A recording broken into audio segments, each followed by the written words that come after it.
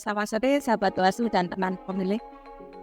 Sore ini kita bersama dengan Ketua Panwaslu Kecamatan Kopi Mas Aji Amdani dan saya pastinya Kartini Handayani dari Divisi Subdivisi BPK Kemiri mencoba berbincang tentang pemilu dan pemilu kada yang akan kita laksanakan di 2024.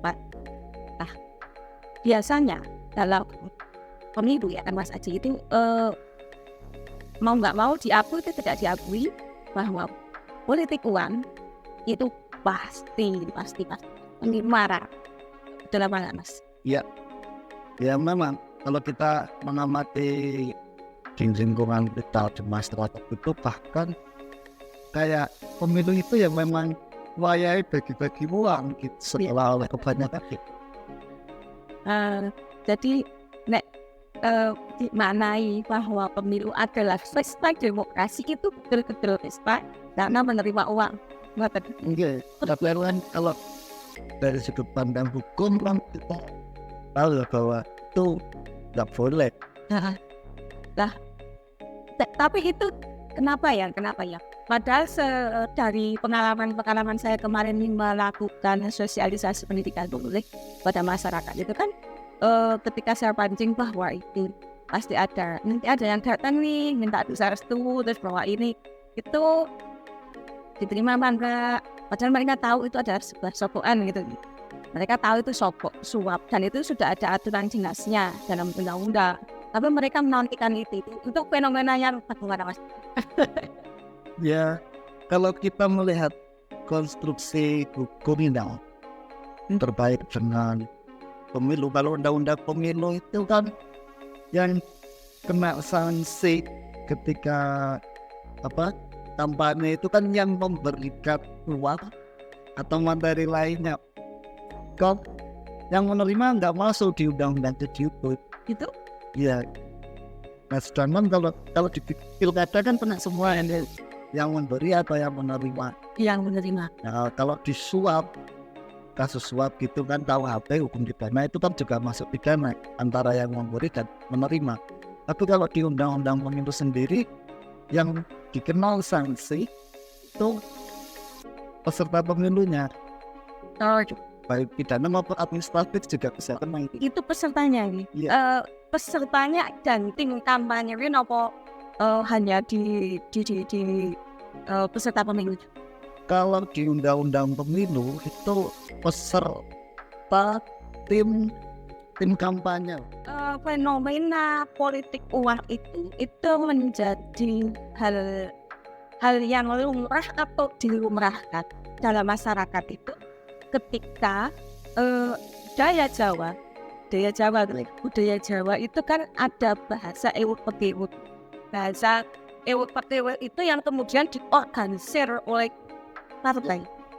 Dalam ini mungkin bukan partai, perseorangan, karena kita sistem pemilu ini proporsional terbuka dan potensi untuk terjadinya politik uang itu sangat justru membuka ranah politik uangnya itu sebetulnya lebih lebar. Nah, politik ada Jawa yang ewuk pekewuk ketika kita dikasih sesuatu terus kemudian ewuk kalau kita tidak membalas itu kemudian diorganisir oleh bacalek, oleh tim kampanye, itu menjadi hal yang keharusan akhir. Ya gini, kalau kita dari sudut pandang peserta pemilu gitu ya memang kalau dari Islam kan ada al-insan abdul ihsan, jadi manusia itu budaknya kebaikan. Mungkin dengan dari dasar itu peserta pemilu atau ya katakanlah perseorangan gitu ya tertentu memanfaatkan itu bahwa pola dasar manusia ketika diapiki digali dulu dia akan malu gitu.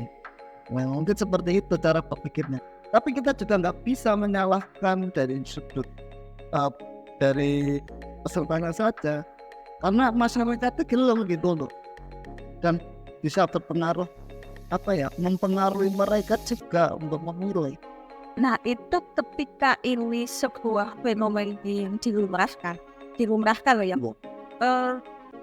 Ini dari aspek politik sebagai yang bertanggung jawab terhadap para calon legislatif ini, ya kan? Itu kan punya tanggung jawab luar biasa untuk memberikan pendidikan terhadap kader-kadernya untuk tidak melakukan itu sebetulnya kan. Nek masyarakat pemilih itu kan nggak bisa kemudian disalahkan atas apa yang terjadi oleh pengorganisasian money politik oleh partai politik itu. Menurut saya seperti itu. Karena contoh ketika ini menjadi sistem politik yang proporsional terbuka, dilemanya partai-partai yang ada adalah ketika dituntut untuk mencari kursi sebanyak-banyaknya, artinya di situ adalah penghalauan, kalau bahasa saya ada penghalauan caleg yang punya modal tanpa ada pengkaderan dari partai yang bisa masuk. Yang penting punya modal untuk bisa menarik simpati massa, kemudian partai punya kursi gitu kan. Nah, tetapi di sisi lain sistem politik Indonesia saat ini itu kan melalui pintunya adalah partai politik. Satu-satunya saluran itu hanya di partai politik loh. Artinya tanggung jawab terhadap pendidikan masyarakat itu juga di partai politik itu. Tetapi ini kemudian terjadi benturan kepentingan yang akhirnya mendidik masyarakat menjadi memakmurkan atau melonggarkan bahwa harus ada politik uang. Nah, enggak mengenai juga pilih kan seperti itu. Dan padahal kalau kita melihat dari standar partai politik sendiri, karena politik uang, yaitu tadi yang dengan sampaikan, ada potensi kader-kader yang sebenarnya mereka terdidik oleh partai yang secara kapabilitasnya dia bagus, dia akan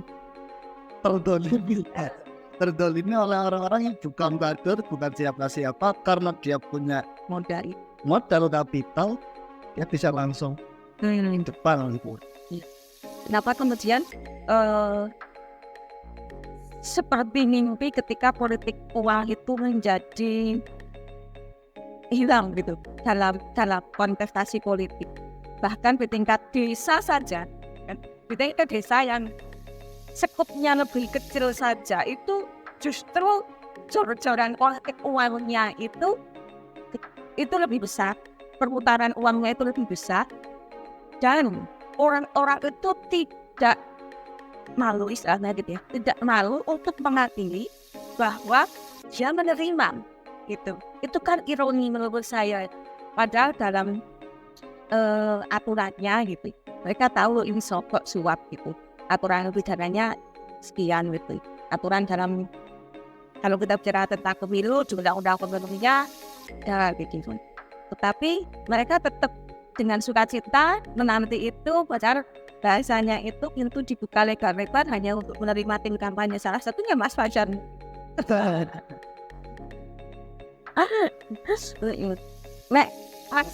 Mas Aji, apakah di sekop desa Panjenengan itu juga menjadi, ini yang saya kenapa Panjenengan itu kan Jatiwangsan itu identik dengan ya Islami gitu. Yeah. Nah, di konteks yang desa Islami apakah itu juga berlaku seperti itu?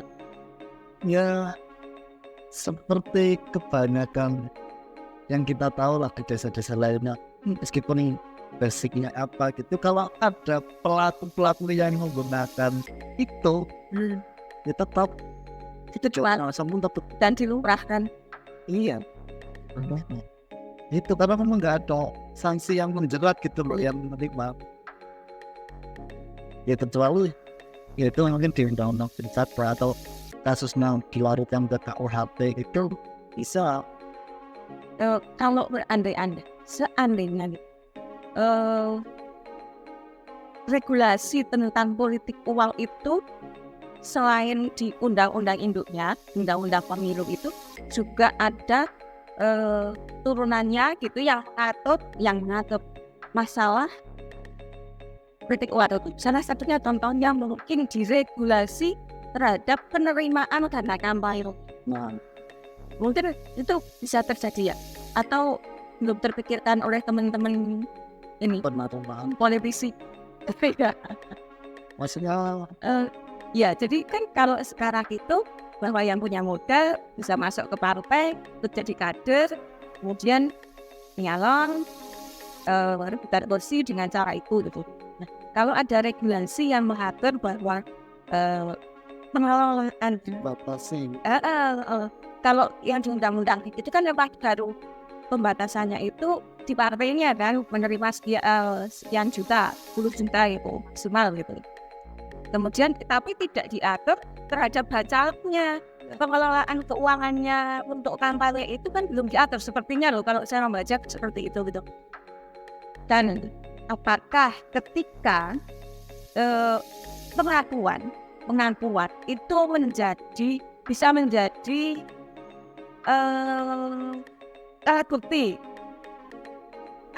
contoh ketika saya kan karena ini sekarang itu politik uang di desa itu sudah dilumrahkan, kemudian mereka berani mengakui loh aku minta sekian loh dari sana itu kan sebuah pengakuan. Nah ketika teman-teman bawas ini soal melihat itu, mendengar itu, apakah itu bisa menjadi kemudian diunggahkan gitu untuk sebuah temuan? Bisa, yang penting kan kalau kita ada barang buktinya itu. Selain kalau misalnya itu kan laporan barang bukti, misalnya barang buktinya kok tidak ada, ya kita telusuri lah, bisa menjadi informasi awal yang kita telusuri, baru nanti kita proses. Tapi kalau unsur-unsurnya tidak terpenuhi sesuai undang-undang yang mengatur itu, misalnya undang-undang pemilu, yang tidak benar adalah setiap pelaksana, peserta atau tim kampanye. Nah, yang memberikan ini masuk nggak dalam itu gitu loh. Dia masuk nggak sebagai peserta, ada di struktur tim kampanye masuk nggak. Nah kadang kalau itu nggak masuk, kadang sih ketum kan wong liya. Nah kadang sih wong liya. Wah di situ problematika hukumnya gitu. Kalau di undang-undang pemilu itu, makanya kalau menurut saya undang-undangnya lebih diperbaiki lagi lah, biar celah-celah seperti itu bisa terminimalisir gitu. Ya kan. Jadi kalau dalam pengakuan itu belum bisa menjadi alat bukti ya. Itu karena pengakuan menjadi alat bukti ketika itu tertemukan bukti. Ya misalnya uangnya foto terus yang memberikan siapa. Karena kalau jadi kan misalnya pengakuan ya untuk sekolah itu gitu sekian gitu, dari ini sekian, itu belum menjadi bukti ya dari pengawasannya. Belum, itu masih ya saksi gitu lah. Ya yang penting kalau misalnya dia ngomong dan ini uangnya gitu bisa. Oh ya, berarti memang betul harus ada wujudnya. Dan nanti kan harus tertulis juga di pelaporannya. Nah, andai ada bukti material, ada bukti formal gitu lah. Lah yang jadi kelemahan juga mungkin ya, kelemahan yang terus kemudian yang masih menjadi budaya adalah mungkin salah satunya adalah ketika pengakuan terjadi suap menyuap itu, politik uang itu, aturannya itu berlaku sampai kapannya itu belum ya. Seumur sudah ditetapkan sebagai pemenang, calon pilih sebagai pemenang, ya kan? Terus ada masa yang mengatakan saya menerima uang dari dia. Nah itu ada range waktu untuk membatalkan itu, akan nggak membatalkan kemenangan. Iya. Kalau di DPD itu Dewan Perwakilan Daerah itu kan kalau dalam undang-undang disebutkan kalau dia terbukti melakukan pemalsuan data, dia di istilahnya dihukum itu 50 kali, kalau tidak 50 kali suara kan, Mbak Talang 50 kali suara yang dia palsukan itu di DPD. Lagi DPR ada enggak? Khusus untuk legislatif DPR sepertinya belum ada ya. Kalau di 286 pasal 286 Undang-Undang Pemilu itu bisa dikenakan sanksi administratif, yaitu pembatalan nama calon anggota DPR, DPD, DPR provinsi dari daftar calon tetap. That's belum kan? Ya. Pra politik uang terjadi. Dan itu atas dasar putusan pengadilan karena dia pidana. Berarti panjang sekali. Iya. Dan kalau di pemilu kan ini di undang-undangnya saat melaksanakan kampanye gitu, peserta kampanye, artinya masanya pun saya kira masa kampanye.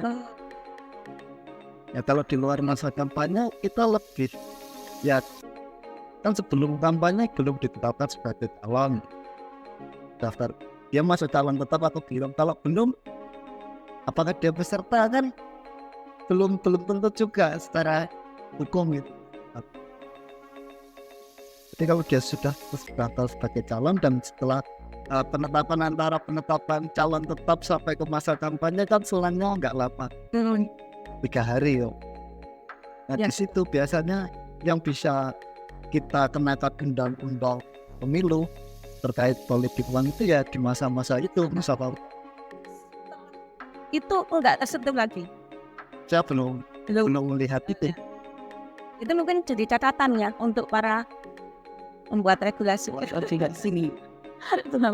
Setelah penetapan pemenang kemudian ditemukan terjadi politik uang, apakah itu bisa membatalkan kemenangan dari para legislatif ini? Mas, untuk ini apa namanya? Putaran uang dalam politik uang itu kan luar biasa banyak ya.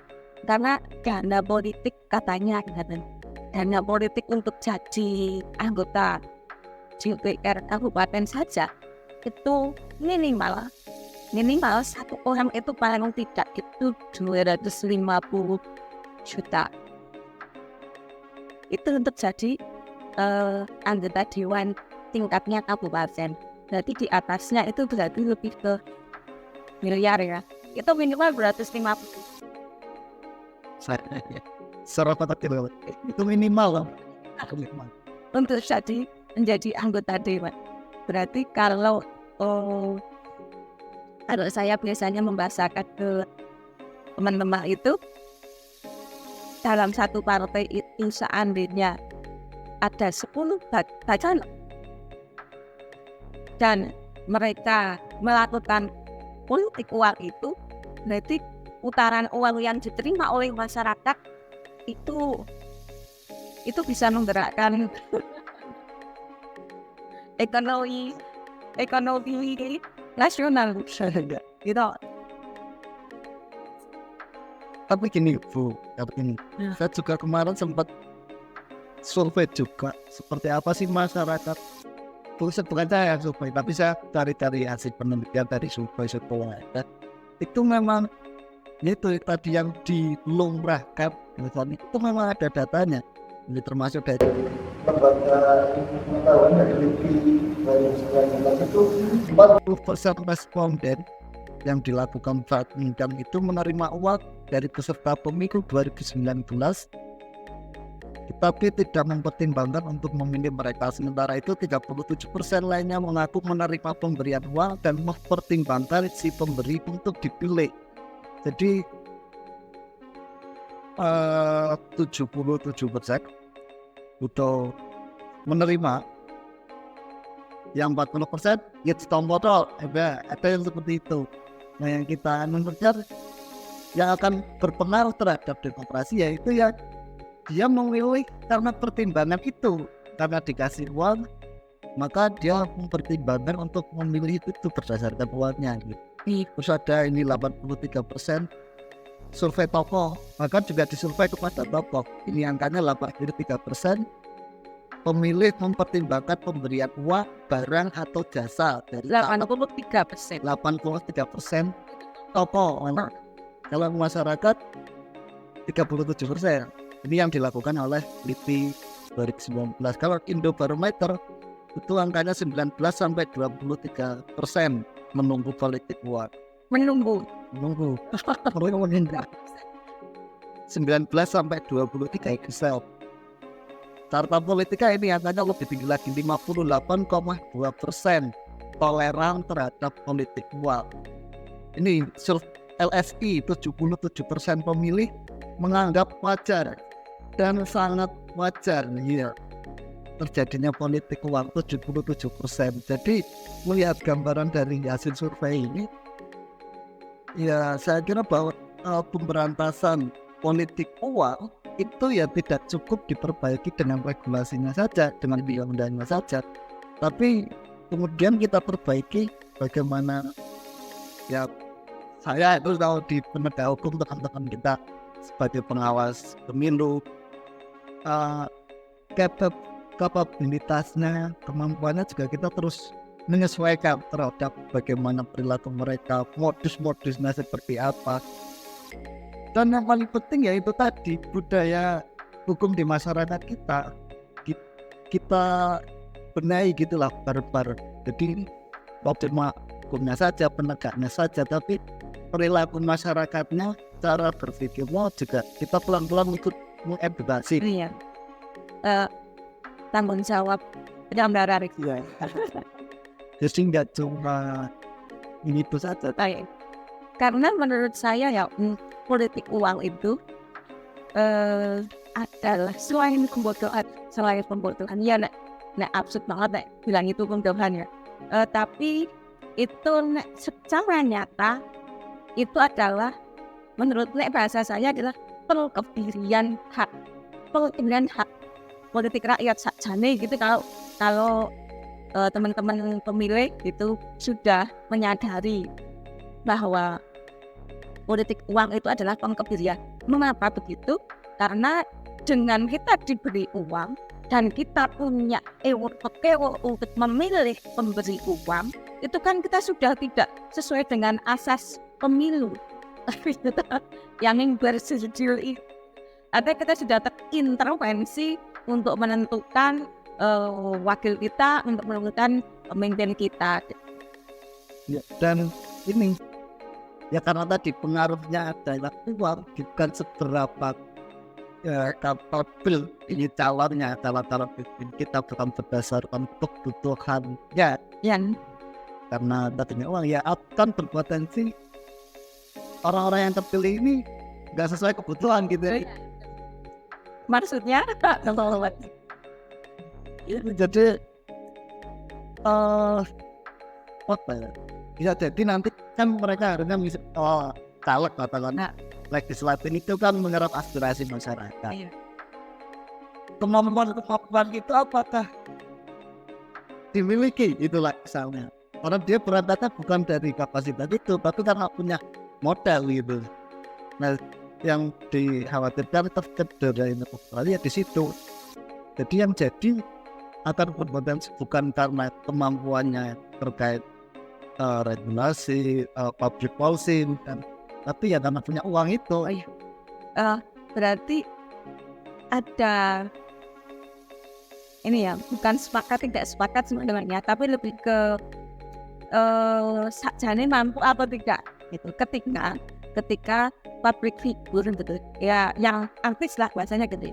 Artis karena punya modal banyak kemudian mencalonkan diri menjadi wakil kita, itu yang maksudnya diragukan gitu.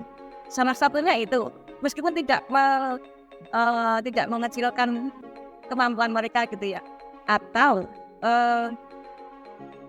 yang terjadi di masyarakat itu kan di tingkat paling rendah aja pilkades. Yang maju itu kan biasanya ya tidak semuanya, tapi salah satunya mungkin adalah orang jalanan. Maksudnya bahasanya adalah preman, bahasanya kan seperti itu ya. Itu yang punya kemampuan menyerap modal dari kapital lebih banyak, kemudian mereka maju menjadi kepala desa. Ini konteksnya apa kecilnya maksudnya gitu. Itu dan masyarakat tidak memikirkan itu latar itu. Ini kan ironis sebenarnya ya. Dan itu masuk naik ke tingkat pemilihan umum diwakili oleh yaitu tadi hanya pemilik modal itu. Kalau biasanya pas pendaftaran, kalau biasa ini saya mengamati pas pendaftaran, oke itu menjadi bahasan terkait latar belakang, sepak terjang, track record dan sebagainya dibaca. Tapi ketika mendekati pemilihannya, itu sudah digunakan buat. Jadi rasionalitasnya untuk itu sudah tidak berlaku lagi. Iya, ya itu lebih ke emosional karena bapena itu dan sebagainya. Oh ya. Dan itu dalam konteks besarnya pemilu tetap berlaku hal semacam itu ya. Iya.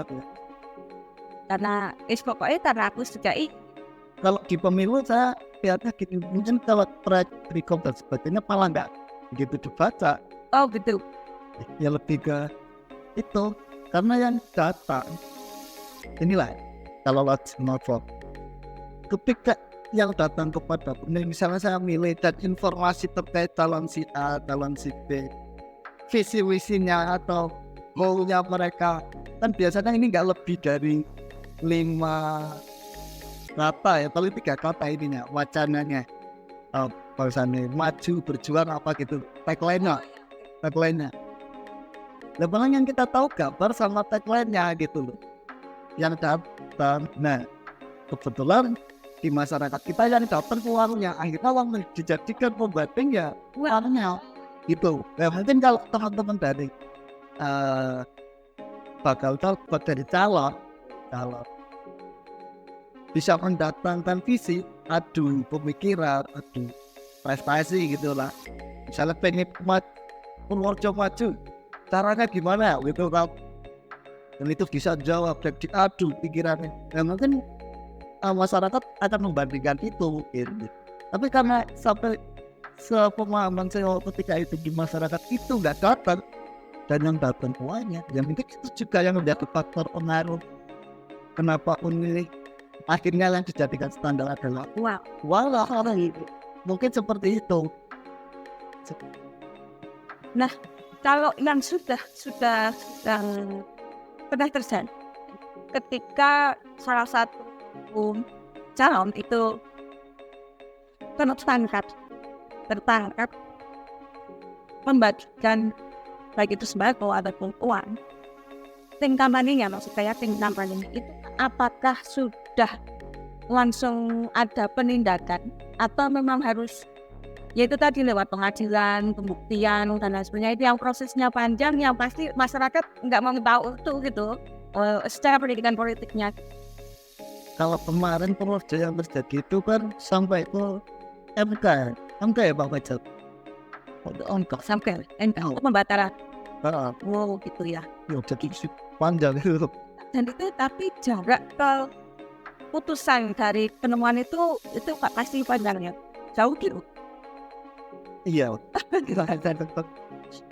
Artinya masyarakat ada kejadian itu.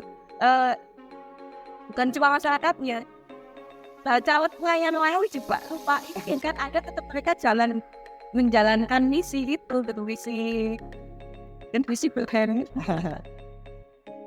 itu ya, karena emang politik uang itu seperti tangan yang tidak terlihat ya, tapi bisa menentukan.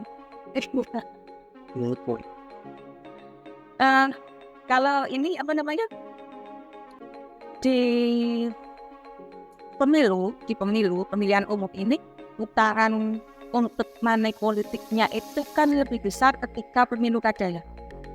Ketika pemilu kada, karena pemilihan umum itu ya pertarungan antar bacalek ini, pertarungan antar bacalek yang masih di tingkatan partai aja mereka sudah saling berkompetisi, kemudian juga harus melawan partai lain gitu ya. Itu sampai sejauh ini di Kemiri sendiri Mas, apakah sudah ada ini belum? Sudah ada temuan untuk itu atau laporan-laporan untuk itu gitu?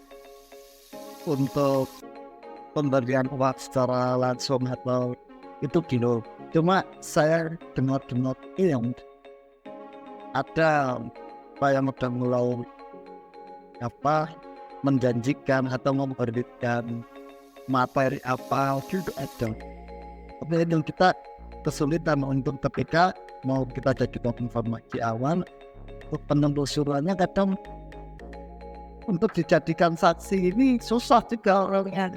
Nggak semua orang siap dengan itu justru pas kalau bahasa enaknya itu yang saling menjatuhkan itu justru dari tim kampanye antar tim kampanye gitu ya biasanya gitu ya. Kalau belum mulai tahapan kampanye berarti agak sulit membuktikan gitu ya. Atau itu memang belum jadi pelanggaran karena belum kampanye. itu belum kampanye dua ya itu tadi belum ditetapkan sebagai calon. Kalau itu dia pergilah bukan calon gimana gitu, jadi masih ya itulah pelanggar itu peraturan kita. Meskipun mungkin niatnya ya karena dia punya proyeksi ke situ mau nyalon lagi, meskipun dia belum bahkan belum daftar pun udah mulai gerak. Kalau kita mau tindak secara hukum itu belum ditetapkan sebagai calon, belum tentu dia calon. Iya. Jadi unsur-unsur politik uang dalam pemilu belum terpenuhi. Iya. Padahal niat aja itu sebetulnya sudah ada unsur ya. Sudah ada unsur karena ada niat seharusnya. Tapi memang politik uang mungkin agak sulit dirumuskan dalam undang-undang pemilu terutama itu karena kepentingan untuk meraih suara sebanyak-banyaknya itu lebih bisa dibandingkan ngurusin uangnya. Mungkin seperti itu ya Mas Haji.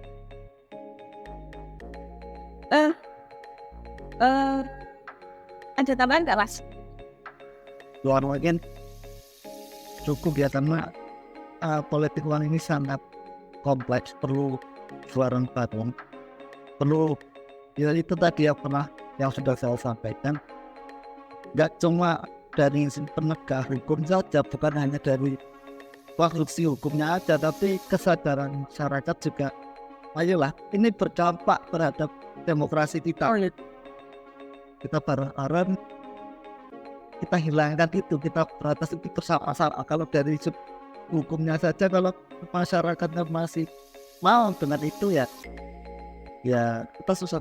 Oh gitu ya. Kalau saya closingnya bahwa ini saya menuntut partai politik sih. Saya menuntut partai politik ini adalah tanggung jawab politik untuk memberikan pendidikan politik terhadap kadernya maupun kepada konstituennya gitu kan, bahwa tidak melulu uang gitu yang ditawarkan, tapi bagaimana visi misi, kalau bahasa kerennya sekarang kan visi misi gitu. Apa yang mau dibawa oleh para bacalek untuk memajukan wilayah pilihannya. Itu teman-teman, terima kasih sekali sudah mendengarkan obrolan kita sore ini. Insya Allah bulan depan kita bertemu kembali. Terima kasih Mas Aji dan teman-teman semuanya. Selamat sore. Assalamualaikum warahmatullahi wabarakatuh.